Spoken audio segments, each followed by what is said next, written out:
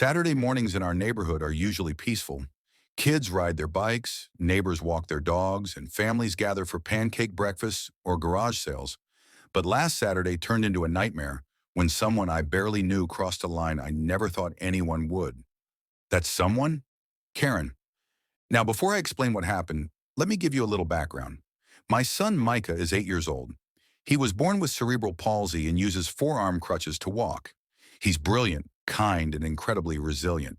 He paints, plays chess, and loves Marvel superheroes. His crutches are more than just mobility aids. They're part of his independence. Micah and I moved into this neighborhood 2 years ago, and for the most part, people have been warm and accepting. But there was always Karen. Karen is the type who thinks her HOA status gives her power over everyone else. She's in her mid-50s, has a manicured lawn you'd swear was maintained by laser, and seems to take personal offense at anything that doesn't match her version of normal.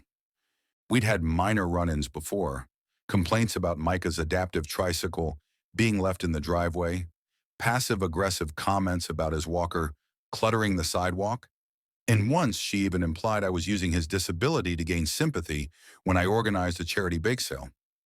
But nothing prepared me for what happened at the neighborhood block party. Micah was so excited.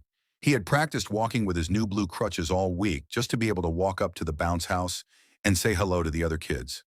The community center lawn was full of families, food, and laughter. I was chatting with another parent when I looked over and noticed Micah sitting in the grass, alone, no crutches in sight. Panic set in. I ran to him. "What happened?" I asked.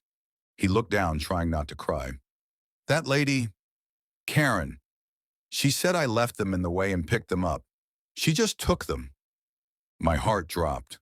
I looked around and spotted Karen by the snack table, holding Micah's crutches like they were litter she'd found on the sidewalk. She was casually chatting with another resident, the crutches leaning against her chair like an umbrella she planned to throw away. I marched over, fury rising. "Karen," I said as calmly as I could manage, "why do you have my son's crutches?" She barely blinked. "They were in the way. Someone could trip. Maybe you should teach him to keep his medical equipment somewhere appropriate."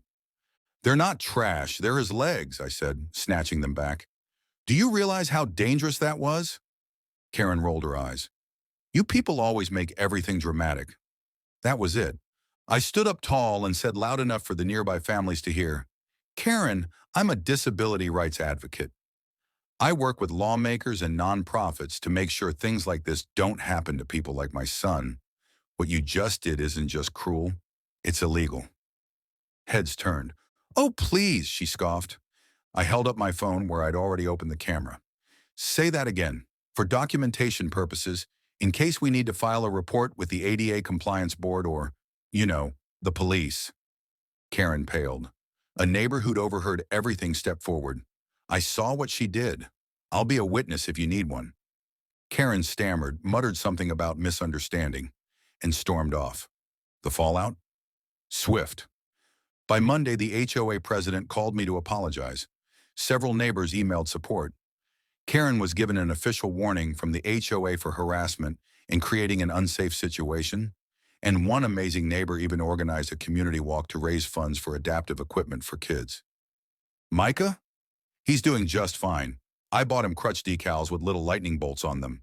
Now he walks like he's got superhero legs. As for me, I've added this experience to my next presentation on ableism in everyday communities.